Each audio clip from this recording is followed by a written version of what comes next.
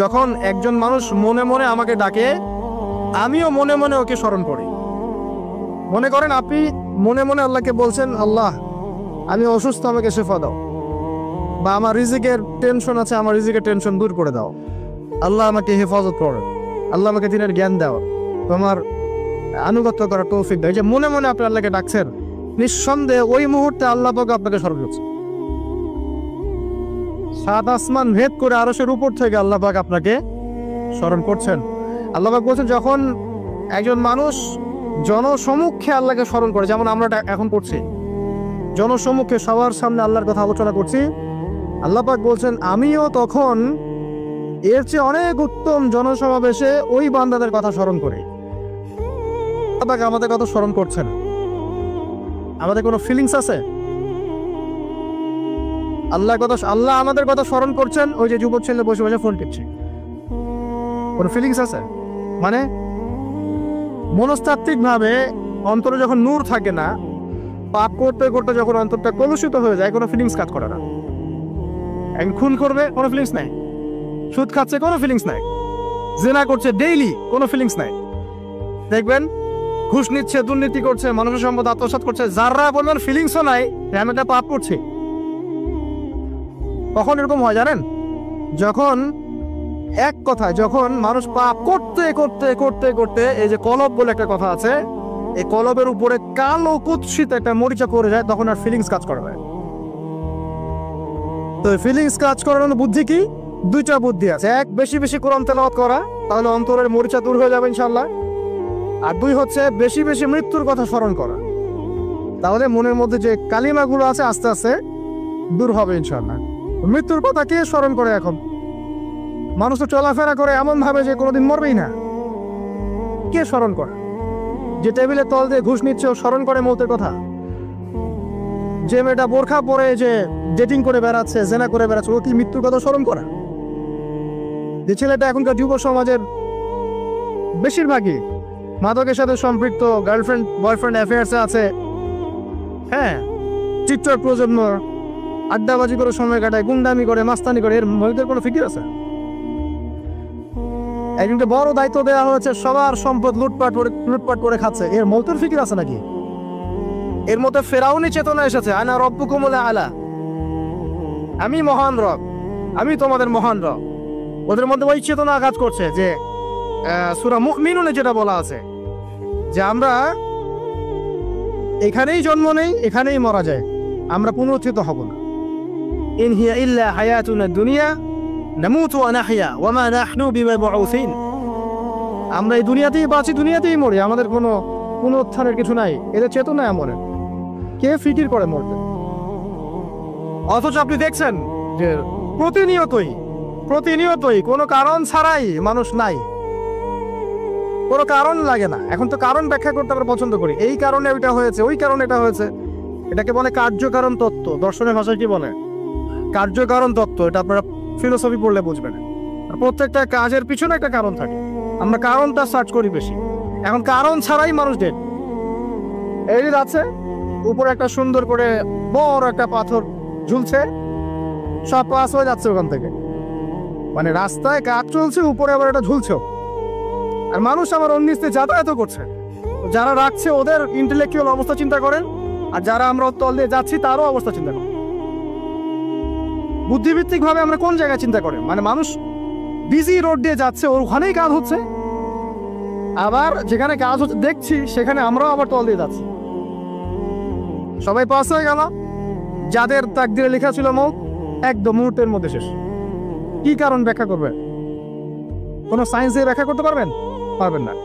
ওই ময়মনসিংহে ওই যে মহিলারা যাচ্ছে, ট্রাক মেরে দিয়ে চলে গেল, মহিলার পেট থেকে বাচ্চা পেট ফেটে বাচ্চা বের হয়ে গেল, বাচ্চা জীবিত, মা ডেড। সায়েন্স দিয়ে ব্যাখ্যা করতে পারবেন? এটাই তাকদির, একেই বলে তাকদির, যেটাকে সায়েন্স দিয়ে ব্যাখ্যা করা যায় না, বিজ্ঞান দিয়ে ব্যাখ্যা করা যায় না। এরকম ঘটনা কত ঘটছে অহরহ। দুজন বসে আছে, হাজবেন্ড ওয়াইফ, হাজবেন্ডের যাওয়ার কথা, হাজবেন্ড ওয়াইফের গাড়িতে বসছে, আর ওয়াইফ হাজবেন্ডের গাড়ি ড্রাইভ করছে। আর এই হাজবেন্ডের দুশ্মন যে ছিল, সে টার্গেট করেছিল যে ওই লোকটাকে গুলি করে মারবে রাস্তায়। যেহেতু ওয়াইফ হাজব্যান্ডের গাড়ি ড্রাইভ করছে, রাস্তায় ওয়াইফ ডেড, হাজব্যান্ড জীবিত, তাকদির। তো তাকদিরকে কি আপনি এই ভাগ্যটা কি আপনি সায়েন্স দিয়ে ব্যাখ্যা করতে পারবেন? সম্ভব? অহরহ এরকম মৌতের ঘটনা ঘটছে। তারপরেও দেখবেন যুবকদের এই বিলাসিতা, এই মানে আড্ডাবাজি, মেয়েদের পিছনে ঘোরা, এই যে মাদক সেবন করা, টিকটক করা, বুদ্ধি প্রতিবন্ধী প্রজন্মের মতো, এইগুলো থামছে না। কোনো শিক্ষাই তারা নিতে যাচ্ছে না। এই বয়স হয়ে গেছে, অনেক বয়স, দেখবেন ওই যে চায়ের দোকানে বসে ক্যারাম খেলছে, বুড়া মানুষ, তার হায়াতের কতদিন বাকি আছে আল্লাহ ভালো জানেন।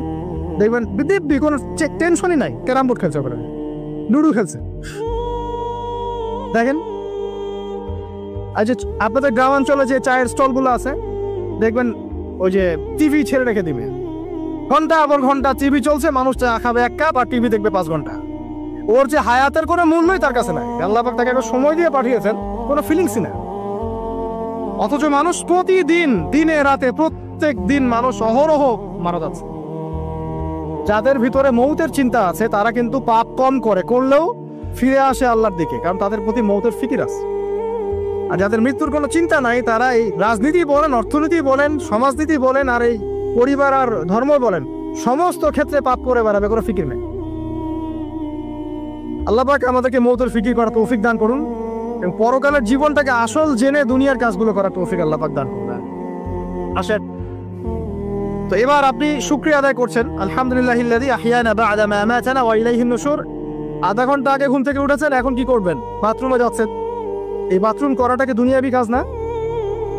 এই কাজটা ইবাদত হবে যদি আমি ঢোকার সময় বাম পা দিয়ে ঢুকি আর বলি, কি বলি?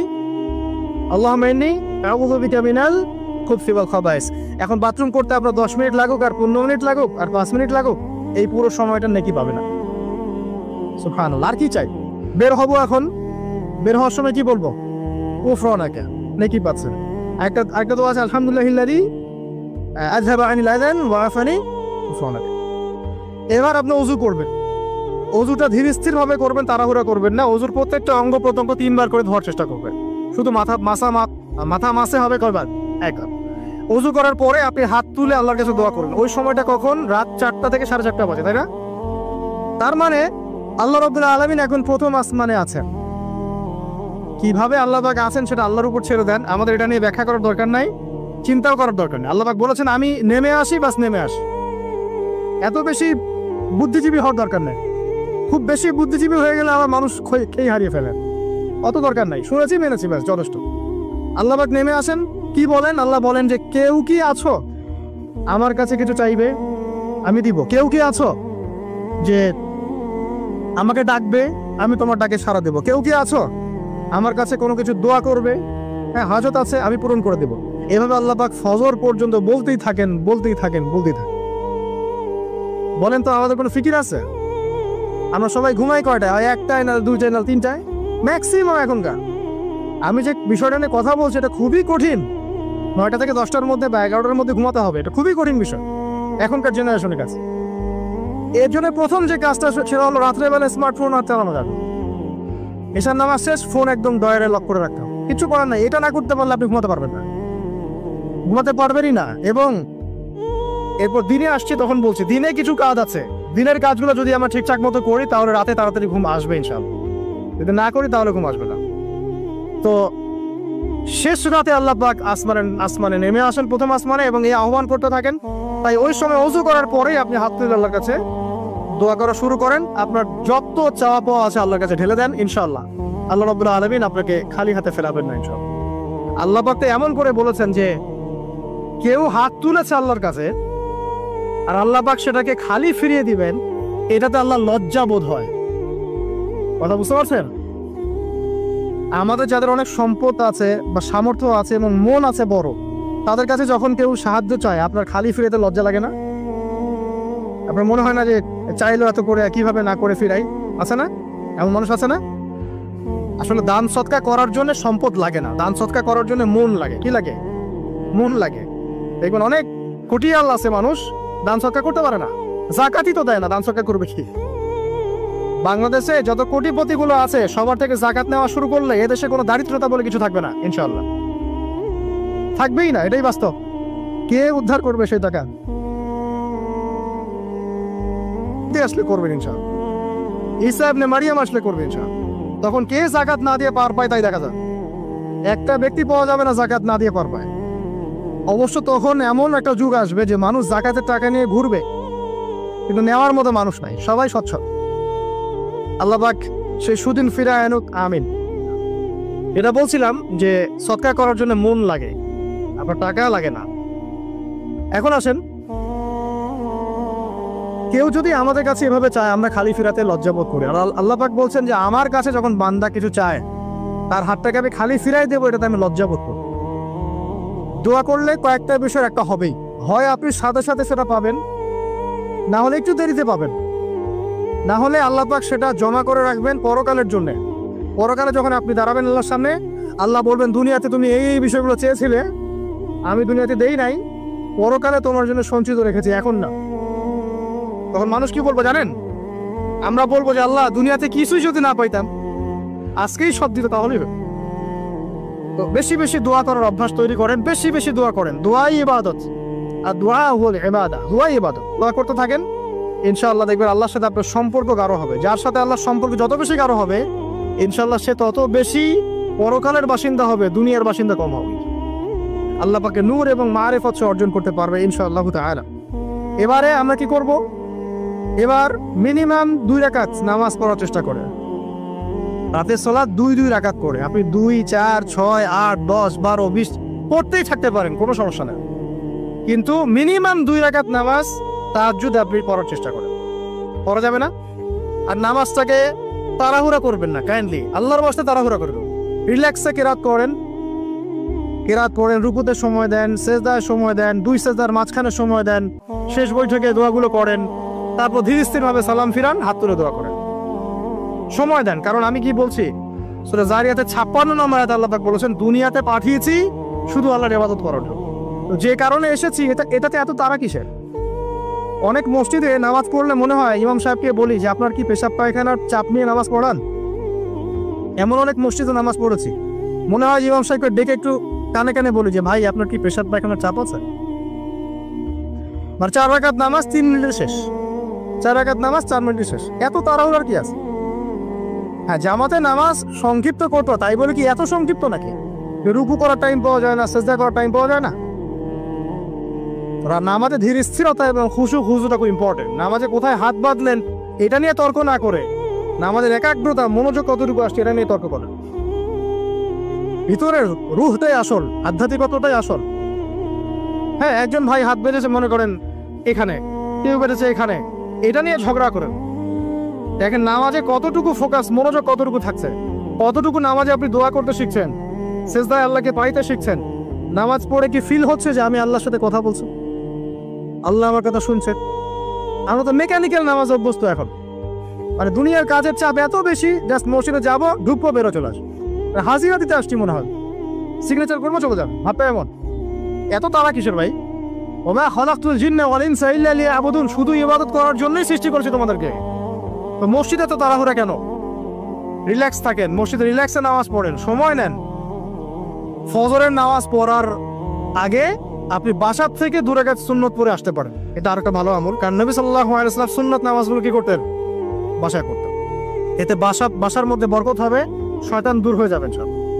এই যে তাহাজ্জুদ আপনি 2, 4, 8, 10 যত পারেন পড়েন, মিনিমাম 2 রাকাত পড়েন, ধীর স্থির ভাবে পড়েন।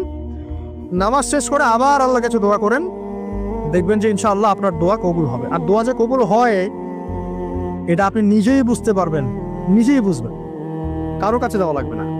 এবার ফজরের সালাতের সময় হয়ে গেল, আজান হচ্ছে, আজানের জবাব দিব, দিয়ে ব্যাস হেঁটে হেঁটে মসজিদ, প্রত্যেক পদক্ষেপ হেঁটে যাব আর দোয়া করব। কি দোয়া করব? যে আল্লাহ আমাকে নূর দান করুন। কি দান করুন? আল্লাহুম্মা ইজআল ফি কলবি নূরা ওয়া ফি লিসানি নূরা ওয়া ফি সাম'i নূরা ওয়া ফি বাসরি নূরা ওয়া আন ইয়ামিনি নূরান ওয়া আন শিমালি নূরান ওয়া মিন ফাওকি নূরা ওয়া মিন তাহতি নূরা আল্লাহুম্মা ইজআল ফি নাফসি নূরা। মানে এর অর্থ হচ্ছে আল্লাহ আপনি আমার ডানে বামে সামনে পিছনে শরীরে আত্মায় দেহে সবখানে আল্লাহ আপনার নূর দান করুন। নূর কেন? কারণ দুনিয়ার মধ্যে অনেক অন্ধকার, অন্ধকার না? সব জাহিলিয়াতে অন্ধকার। এখানে পথ চলতে হলে নূর লাগবে, আলো লাগবে। এটা কে দিবে? আল্লাহ দিবে। কবর বড় অন্ধকার, ওখানে থাকতে মনে ভালোভাবে কি লাগবে? আলো লাগবে। হাসরের মাঠ অন্ধকার, ওখানে ভালোভাবে থাকতে হলে কি লাগবে? আলো লাগবে। এই জন্য নামাজে যাওয়ার সময়, অন্ধকার সময় এই দোয়াগুলো করতে হয়। আর তার আগে একটা কথা বলতে ভুলে গেছি, বাসা থেকে যে বের হচ্ছেন তখন কি পড়বেন? কি পড়বেন? বিসমিল্লাহি তাওয়াক্কালতু আলাল্লাহ ওয়ালা হাওলা ওয়ালা কুওয়াতা ইল্লা বিল্লাহ। এটা পড়ে বের হলে শয়তান দূরে চলে যাবে, ফেরেশতা আপনার কাছে চলে আসবে। যখন একজন মানুষ মনে মনে আমাকে ডাকে, আমিও মনে মনে ওকে স্মরণ করি। মনে করেন আপনি মনে মনে আল্লাহকে বলছেন, আল্লাহ আমি অসুস্থ, আমাকে শেফা দাও, বা আমার রিজিকের টেনশন আছে, আমার রিজিকের টেনশন দূর করে দাও, আল্লাহ আমাকে হেফাজত করো, আল্লাহ আমাকে দিনের জ্ঞান দাও, তোমার আনুগত্য করার তৌফিক দাও। এই যে মনে মনে আপনি আল্লাহকে ডাকছেন, নিঃসন্দেহে ওই মুহূর্তে আল্লাহ পাক আপনাকে স্মরণ করছে। সাত আসমান ভেদ করে আরশের উপর থেকে আল্লাহ পাক আপনাকে স্মরণ করছেন। আল্লাহ পাক বলছেন, যখন একজন মানুষ জনসমক্ষে আল্লাহকে স্মরণ করে, যেমন আমরা এখন করছি, জনসমক্ষে সবার সামনে আল্লাহর কথা আলোচনা করছি, আল্লাহ পাক বলছেন আমিও তখন এর চেয়ে অনেক উত্তম জনসমাবেশে ওই বান্দাদের কথা স্মরণ করি। আল্লাহ পাক আমাদের কথা স্মরণ করছেন, আমাদের কোনো ফিলিংস আছে? আল্লাহ আমাদের কথা স্মরণ করছেন, ওই যে যুবক ছেলে বসে বসে ফোন টিপছে, কোনো ফিলিংস আছে? মানে মনস্তাত্ত্বিক ভাবে অন্তরে যখন নূর থাকে না, পাপ করতে করতে যখন অন্তরটা কলুষিত হয়ে যায়, কোনো ফিলিংস কাজ করে না। একজন খুন করবে, কোনো ফিলিংস নাই। সুদ খাচ্ছে, কোনো ফিলিংস নাই। জিনা করছে ডেইলি, কোনো ফিলিংস নাই। দেখবেন ঘুষ নিচ্ছে, দুর্নীতি করছে, মানুষের সম্পদ আত্মসাৎ করছে, যারা বলবেন ফিলিংসও নাই আমি একটা পাপ করছি। কখন এরকম হয় জানেন? যখন এক কথায় যখন মানুষ পাপ করতে করতে করতে করতে, এই যে কলব বলে একটা কথা আছে, এই কলবের উপরে কালো কুৎসিত একটা মরিচা করে যায়, তখন আর ফিলিংস কাজ করে না। তো ফিলিংস কাজ করার বুদ্ধি কি? দুইটা বুদ্ধি আছে। এক, বেশি বেশি কোরআন তেলাওয়াত করা, তাহলে অন্তরের মরিচা দূর হয়ে যাবে ইনশাআল্লাহ। আর দুই হচ্ছে বেশি বেশি মৃত্যুর কথা স্মরণ করা, তাহলে মনের মধ্যে যে কালিমাগুলো আছে আস্তে আস্তে দূর হবে ইনশাআল্লাহ। মৃত্যুর কথা কে স্মরণ করে? এখন মানুষ তো চলাফেরা করে এমন ভাবে যে কোনোদিন মরবেই না। কে স্মরণ করে? যে টেবিলের তল দিয়ে ঘুষ নিচ্ছে ও স্মরণ করে মৌতের কথা। যে মেয়েটা বোরখা পরে যে ডেটিং করে বেড়াচ্ছে, জেনা করে বেড়াচ্ছে, ও কি মৃত্যুর কথা স্মরণ করে? যে ছেলেটা এখনকার যুব সমাজের বেশিরভাগই মাদকের সাথে সম্পৃক্ত, গার্লফ্রেন্ড বয়ফ্রেন্ড অ্যাফেয়ার্সে আছে, হ্যাঁ, টিকটক প্রজন্ম, আড্ডাবাজি করে সময় কাটায়, গুন্ডামি করে, মাস্তানি করে, এর মধ্যে কোনো ফিকির আছে? একজনকে বড় দায়িত্ব দেওয়া হয়েছে, সবার সম্পদ লুটপাট করে খাচ্ছে, এর মৌতের ফিকির আছে নাকি? এর মধ্যে ফেরাউনি চেতনা এসেছে, আনা রব্বুকুমুল আলা, আমি মহান রব, আমি তোমাদের মহান রব। ওদের মধ্যে ওই চেতনা কাজ করছে যে সূরা মুমিনুনে যেটা বলা আছে যে আমরা এখানেই জন্ম নেই, এখানেই মারা যায়, আমরা পুনরুত্থিত হব না। ইন হিয়া ইল্লা হায়াতুনা দুনিয়া নামুতু ওয়া নাহইয়া ওয়া মা নাহনু বিমাবউসিন। আমরা এই দুনিয়াতেই বাঁচি, দুনিয়াতেই মরি, আমাদের কোনো পুনরুত্থানের কিছু নাই। এদের চেতনা এমন, কে ফিকির করে মরতে? অথচ আপনি দেখছেন যে প্রতিনিয়তই কোনো কারণ ছাড়াই মানুষ নাই, কোনো কারণ লাগে না। এখন তো কারণ ব্যাখ্যা করতে আমরা পছন্দ করি, এই কারণে ওইটা হয়েছে, ওই কারণে এটা হয়েছে। এটাকে বলে কার্যকারণ তত্ত্ব। দর্শনের ভাষায় কি বলে? কার্যকারণ তত্ত্ব। এটা আপনারা ফিলোসফি পড়লে বুঝবেন। আর প্রত্যেকটা কাজের পিছনে একটা কারণ থাকে, আমরা কারণটা সার্চ করি বেশি। এখন কারণ ছাড়াই মানুষ ডেড। এই আছে উপরে একটা সুন্দর করে বড় একটা পাথর ঝুলছে, সব পাস হয়ে যাচ্ছে ওখান থেকে, মানে রাস্তায় কাজ চলছে, উপরে আবার এটা ঝুলছে, আর মানুষ আমার অন্যিস্তে যাতায়াত করছে। যারা রাখছে ওদের ইন্টেলেকচুয়াল অবস্থা চিন্তা করেন, আর যারা আমরা তল দিয়ে যাচ্ছি তারও অবস্থা চিন্তা করেন। বুদ্ধিভিত্তিক ভাবে আমরা কোন জায়গায় চিন্তা করেন? মানে মানুষ বিজি রোড দিয়ে যাচ্ছে, ওখানেই কাজ হচ্ছে, আবার যেখানে কাজ হচ্ছে দেখছি সেখানে আমরাও আবার তল দিয়ে যাচ্ছি। সবাই পাস হয়ে গেল, যাদের তাকদিরে লেখা ছিল মৌত, একদম মুহূর্তের মধ্যে শেষ। কি কারণ ব্যাখ্যা করবে? কোনো সায়েন্স দিয়ে ব্যাখ্যা করতে পারবেন? পারবেন না। ওই ময়মনসিংহে ওই যে মহিলারা যাচ্ছে, ট্রাক মেরে দিয়ে চলে গেল, মহিলার পেট থেকে বাচ্চা ফুটে এতে পেট ফেটে বাচ্চা বের হয়ে গেল, বাচ্চা জীবিত, মেয়ে মা ডেড। সায়েন্স দিয়ে ব্যাখ্যা করতে পারবেন? এটাই তাকদীর, এটাই বলে তাকদীর, যেটাকে সায়েন্স দিয়ে ব্যাখ্যা করা যায় না, বিজ্ঞান দিয়ে ব্যাখ্যা করা যায় না। এরকম ঘটনা কত ঘটছে অহরহ। দুজন বসে আছে, হাজবেন্ড ওয়াইফ, হাজবেন্ডের যাওয়ার কথা, হাজবেন্ড ওয়াইফের গাড়িতে বসছে আর ওয়াইফ হাজবেন্ডের গাড়ি ড্রাইভ করছে। আর এই হাজবেন্ডের দুশ্মন যে ছিল সে টার্গেট করেছিল যে ওই লোকটাকে গুলি করে মারবে রাস্তায়। যেহেতু ওয়াইফ হাজবেন্ডের গাড়ি ড্রাইভ করছে, রাস্তায় ওয়াইফ ডেড, হাজবেন্ড জীবিত। তাকদীর। তো তাকদীরকে কি আপনি এই ভাগ্যটা কি আপনি সায়েন্স দিয়ে ব্যাখ্যা করতে পারবেন? সম্ভব? অহরহ এরকম মৌতের ঘটনা ঘটছে। তারপরেও দেখবেন যুবকদের এই বিলাসিতা, এই মানে আড্ডাবাজি, মেয়েদের পিছনে ঘোরা, এই যে মাদক সেবন করা, টিকটক করা, বুদ্ধি প্রতিবন্ধী প্রজন্মের মতো, এগুলো থামছে না। কোনো শিক্ষাই তারা নিতে যাচ্ছে না। এই বয়স হয়ে গেছে, অনেক বয়স, দেখবেন ওই যে চায়ের দোকানে বসে ক্যারাম খেলছে, বুড়া মানুষ, তার হায়াতের কতদিন বাকি আছে আল্লাহ ভালো জানেন। দেখবেন দিব্যি কোনো টেনশনই নাই, ক্যারাম বোর্ড খেলছে, ওখানে লুডু খেলছে। দেখেন আর যে আপনাদের গ্রামাঞ্চলে যে চায়ের স্টলগুলো আছে, দেখবেন ওই যে টিভি ছেড়ে রেখে দিবে, ঘন্টা পর ঘন্টা টিভি চলছে, মানুষ চা খাবে 1 কাপ আর টিভি দেখবে 5 ঘন্টা। ওর যে হায়াতের কোনো মূল্যই তার কাছে নাই। আল্লাহ পাক তাকে একটা সময় দিয়ে পাঠিয়েছেন, কোনো ফিলিংসই না। অথচ মানুষ প্রতিদিন, দিনে রাতে, প্রত্যেক দিন মানুষ অহরহ মারা যাচ্ছে। যাদের ভিতরে মৌতের চিন্তা আছে তারা কিন্তু পাপ কম করলেও ফিরে আসে আল্লাহর দিকে, কারণ তাদের প্রতি মৌতের ফিকির আছে। আর যাদের মৃত্যুর কোনো চিন্তা নাই, তারা এই রাজনীতি বলেন, অর্থনীতি বলেন, সমাজনীতি বলেন, আর এই পরিবার আর ধর্ম বলেন, সমস্ত ক্ষেত্রে পাপ করে বেড়াবে, কোনো ফিকির নেই। আল্লাহ পাক আমাদেরকে মৌতের ফিকির করার তৌফিক দান করুন এবং পরকালের জীবনটাকে আসল জেনে দুনিয়ার কাজগুলো করার তৌফিক আল্লাহ পাক দান করুন। আসেন, তো এবার আপনি শুকরিয়া আদায় করছেন, আলহামদুলিল্লাহিল্লাযী আহইয়ানা বা'দা মা আমাতানা ওয়া ইলাইহিন নুশুর। আধা ঘন্টা আগে ঘুম থেকে উঠেছেন, এখন কি করবেন? বাথরুমে যাচ্ছেন। এই বাথরুম করাটাকে দুনিয়াবি কাজ না?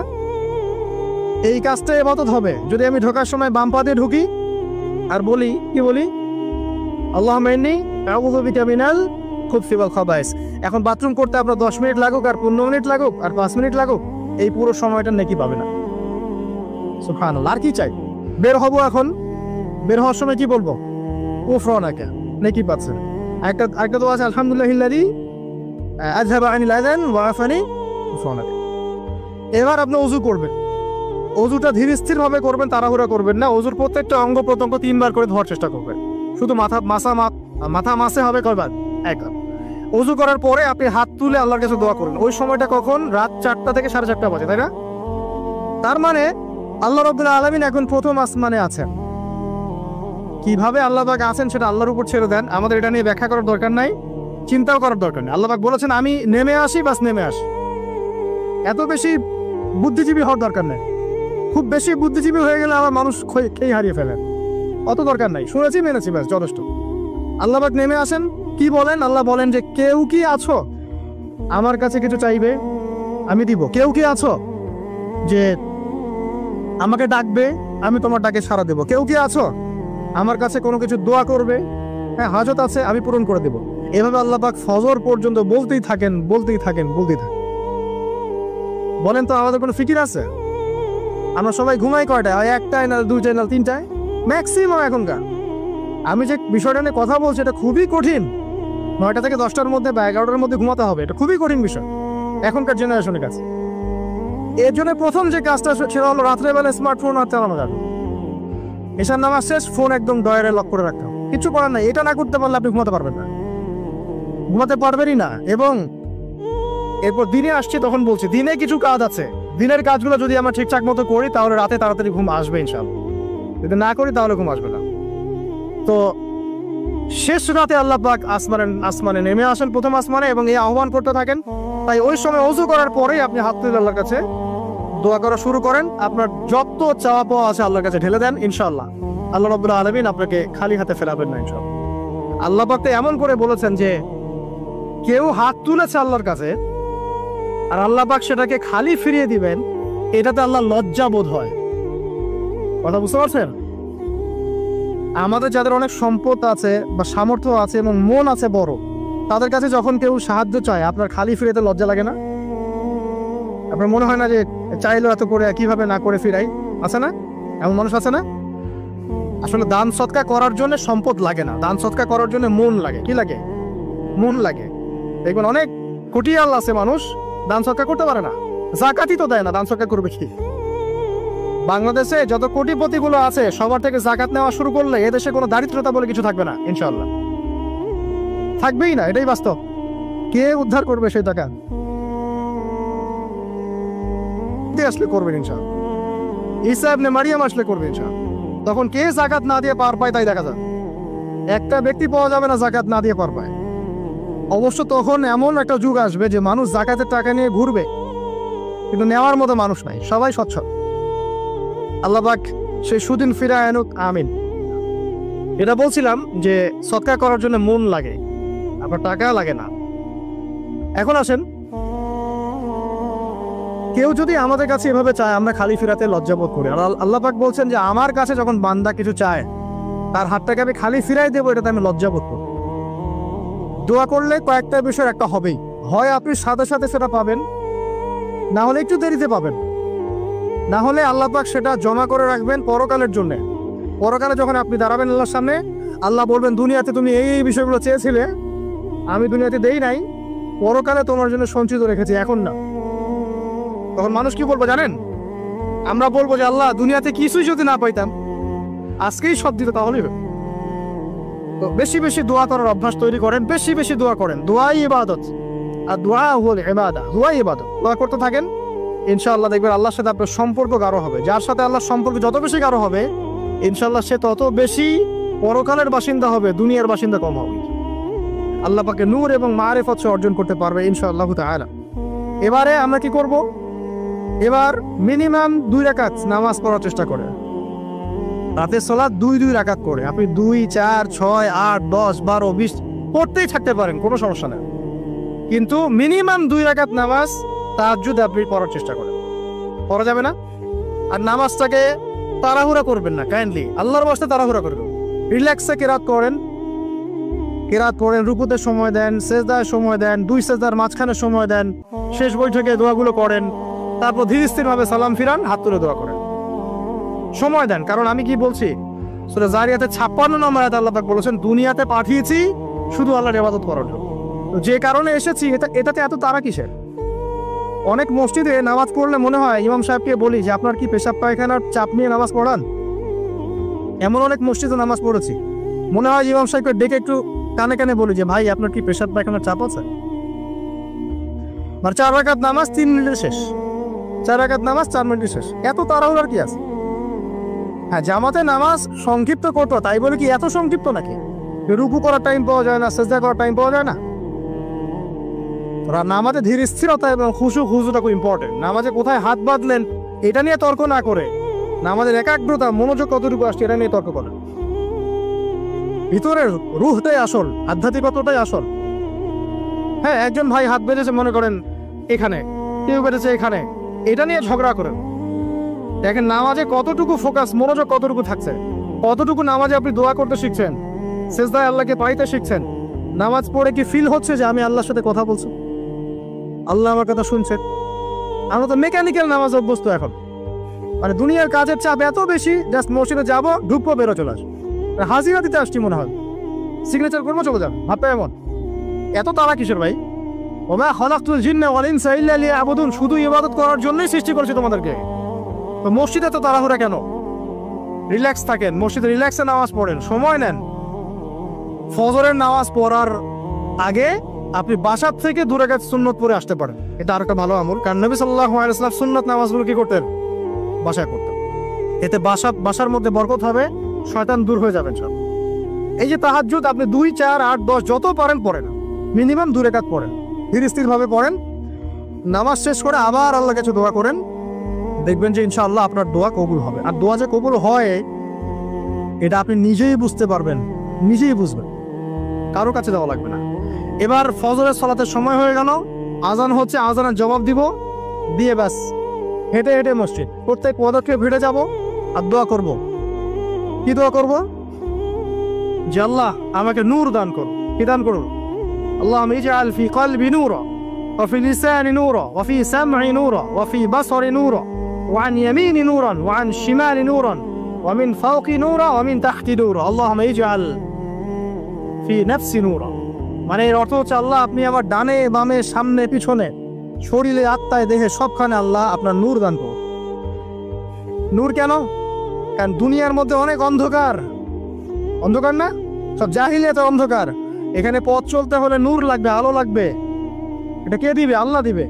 কবর বড় অন্ধকার, ওখানে থাকতে হলে ভালোভাবে কি লাগবে?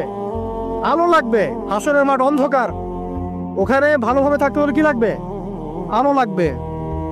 এই জন্য নামাজে যাওয়ার সময় অন্ধকার সময় এই দোয়াগুলো করতে হয়। আর তার আগে একটা কথা বলতে ভুলে গেছি, বাসা থেকে যে বের হচ্ছেন তখন কি পড়বেন? কি পড়বেন? বিসমিল্লাহি তাওয়াক্কালতু আলাল্লাহ ওয়ালা হাওলা ওয়ালা কুওয়াতা ইল্লা বিল্লাহ। এটা পড়ে বের হলে শয়তান দূরে চলে যাবে, ফেরেশতা আপনার কাছে চলে আসবে।